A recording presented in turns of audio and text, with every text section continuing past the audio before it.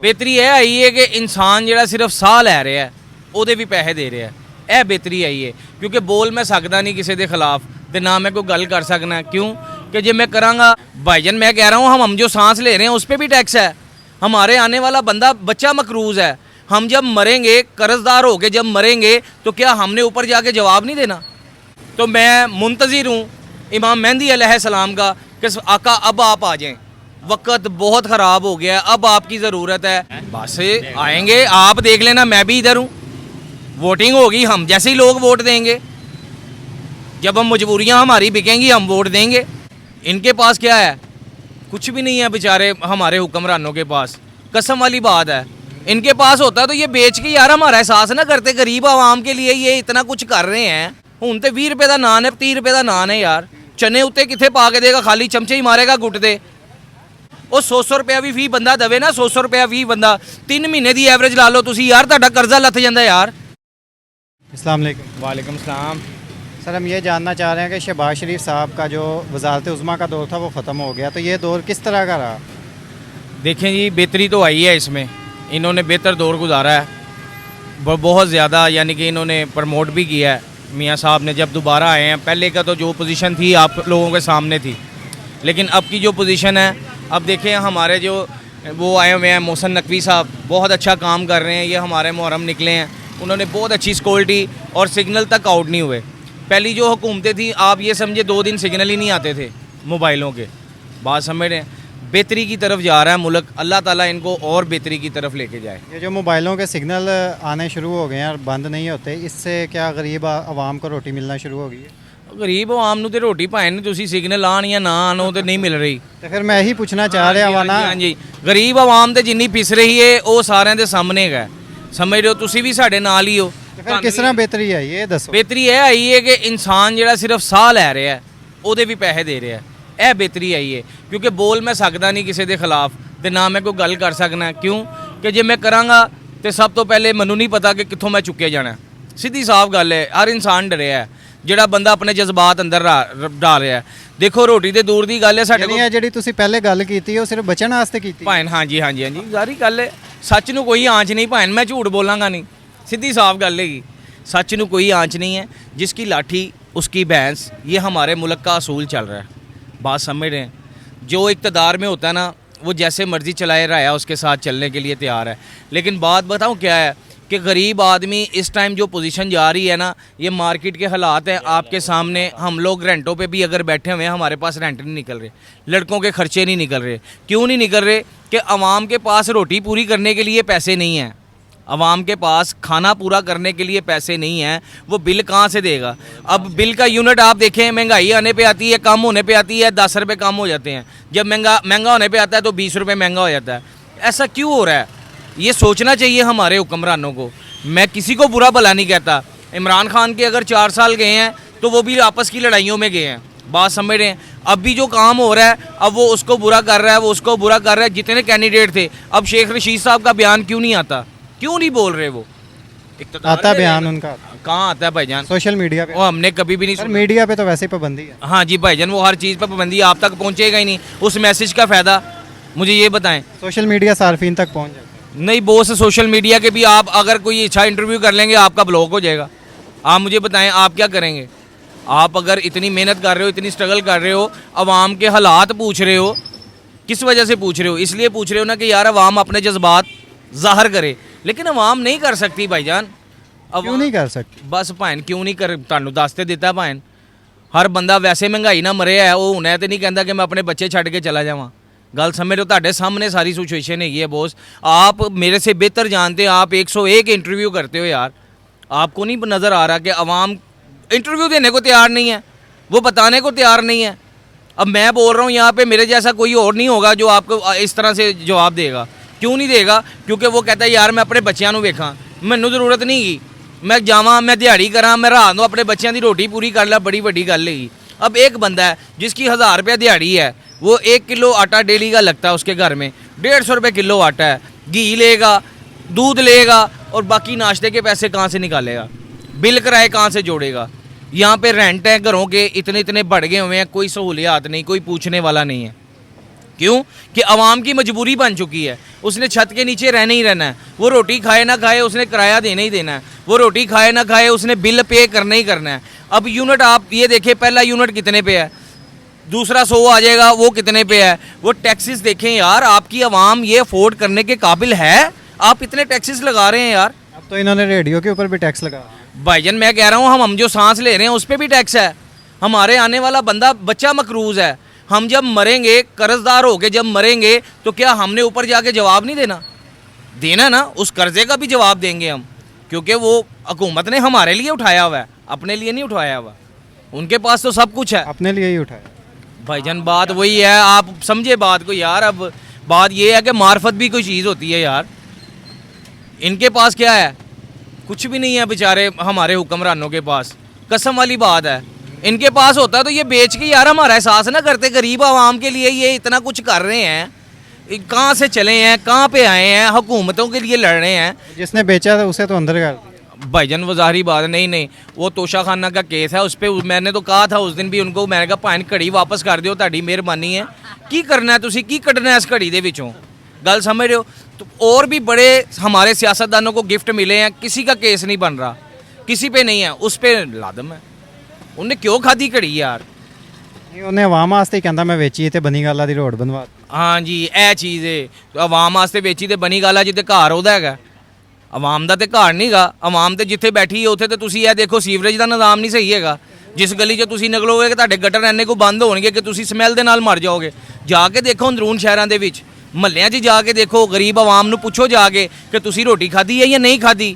हमारे जो खलीफा थे वो खुद नहीं खाते थे, आवाम को जाके पूछते थे कि यार आपने कुछ खाया है?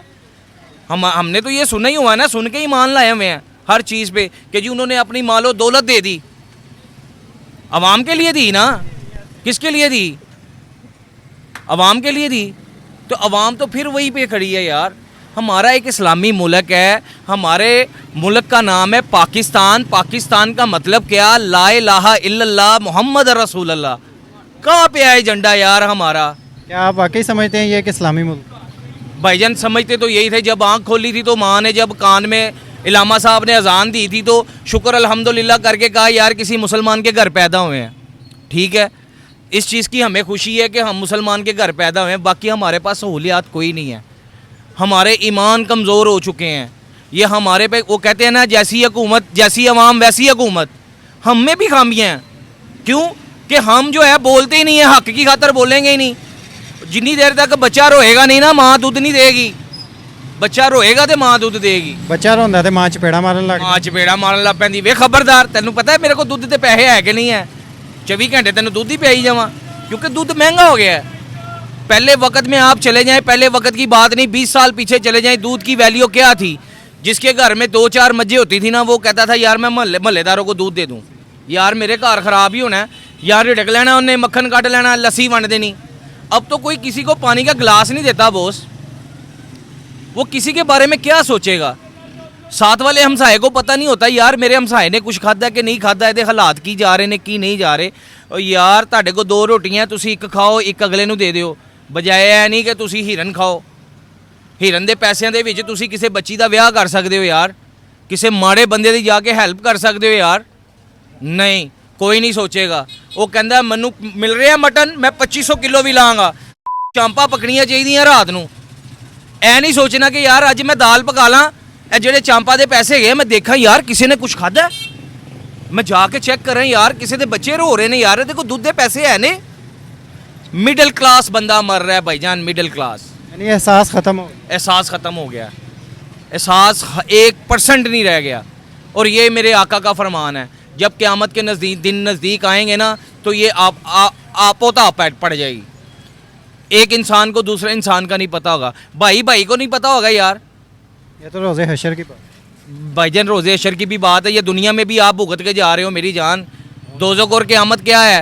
जब आपके पास नहीं होगा एक्सपेंस पूरे करने के लिए, आपका बच्चा जिद करता है मैंने इस स्कूल में जाना है, उस स्कूल की फ़ीस होती है 15,000 रुपया, आप अफोर्ड नहीं कर सकते यार। हम 10 रुपये दे के पढ़े हुए हैं स्कूलों में, बात समझ रहे हैं? हमारे माँ बाप को टेंशन ही कभी नहीं हुई थी।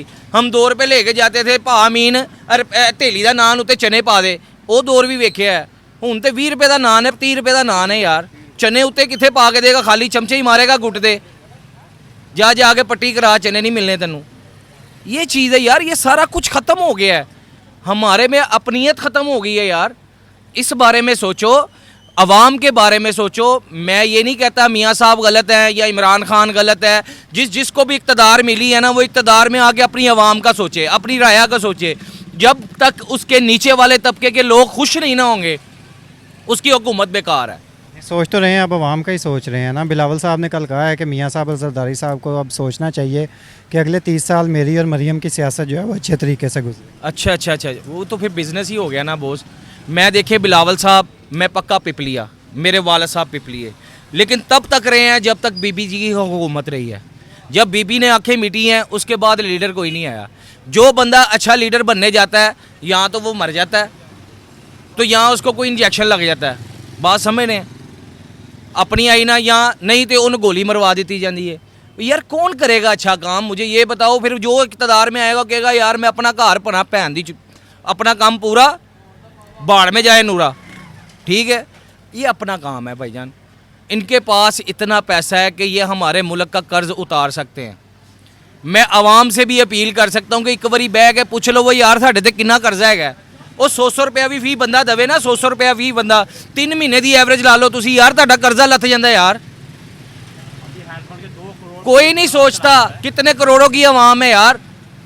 बाहर हमारे जो बंदे बैठे हुए हैं, जो बाहर के ममालिक में काम कर रहे हैं, वो क्या अपने मुल्क को प्रमोट नहीं करते? वो वहाँ से पैसा कमा के बेचते नहीं हैं? वैल्यू नहीं बढ़ती हमारे मुल्क की यार? बहुत ज़्यादा पैसा वो बेचते हैं, लेकिन क्या आवाम तक नहीं पहुँचता। अगर कोई हॉस्पिटल शुरू करता है तो वो कहता है यार पहले मैं मर्सिडीज़ ले ला, फिर मैं सोचना है इत्थे मैं केड़ी वार्ड बनावा। गल समझ रहे हो? अवाम के नाम पे पैसा आ रहा है, गरीब अवाम के नाम पे। सर वो मर्सिडीज़ इसीलिए लेता है ना, उसमें बैठ के उसने अवाम में जाना होता है। हाँ, तो भाईजान वो जो चाइना का वजीर था या चाइना का प्राइम मिनिस्टर, वो पागल था? हमारे से इतनी ज़्यादा तरक्की कर गया यार। सुई से लेके हर चीज़ उसने बनाई है। ठीक है, खुद वो साइकिल पे जाता रहा, उसे तो नहीं प्रोटोकॉल चाहिए। और प्रोटोकॉल का डर उसको होगा जिसको ये पता होगा मैं गलत कर रहा हूँ यार, मुझे कोई मार देगा। जो बंदा साफ गो होगा ना, वो अकेला आवाम में भी निकलेगा। वो कहेगा कि हाँ यार मैं चलता हूँ, मुझे किसी चीज़ का कोई खौफ नहीं है, मैं सच बोल रहा हूँ, मैं सरकार की सुन्नत पे चल रहा हूँ, मैं अल्लाह को मानने वाला हूँ, मैं आले मोहम्मद को मानने वाला हूँ।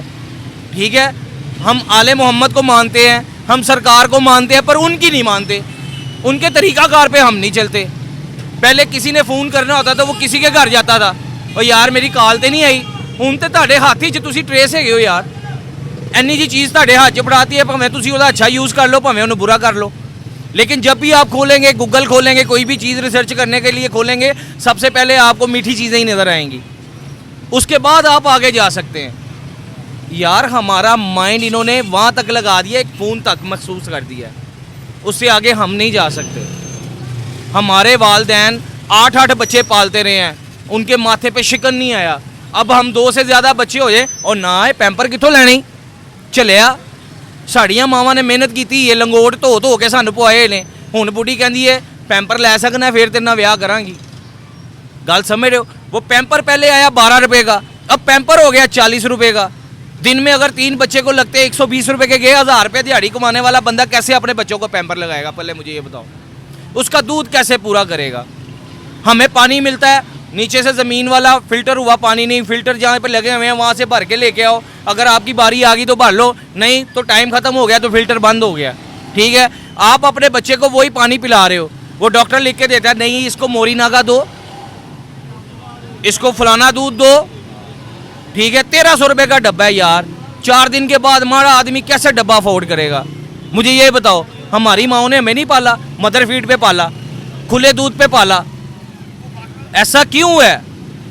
मैं फिर भी कहता हूँ कि इक़्तिदार में अगर मियाँ साहब आए हैं तो गरीब आवाम का सोचें, पेट्रोल सस्ता करें, घी सस्ता करें। तो इक़्तिदार उनका चला गया, अब मैं यही जानना चाह रहा हूँ कि जो दौर उन्होंने गुजारा, कैसे उन्होंने आना ही आना है, आना ही आना है। कैसे बस आएंगे, आप देख लेना, मैं भी इधर हूँ। वोटिंग होगी, हम जैसे ही लोग वोट देंगे। जब हम मजबूरियाँ हमारी बिकेंगी हम वोट देंगे। जब हमारे घर में खाने को कुछ नहीं होगा, हमें कोई आके कह देगा, कैंडिडेट आके कह देगा यार तू टेंशन ना ले, कर लेना, किन्ने वोट ने तेरे घर दे, 14 ਨੇ 15 ਨੇ ਸਾਰੇ ਇੱਧਰ ਪਵਾਣੇ ਇਹ ਫੜ ਇਹ 70 ਦੀ ਚਾਬੀ हुआ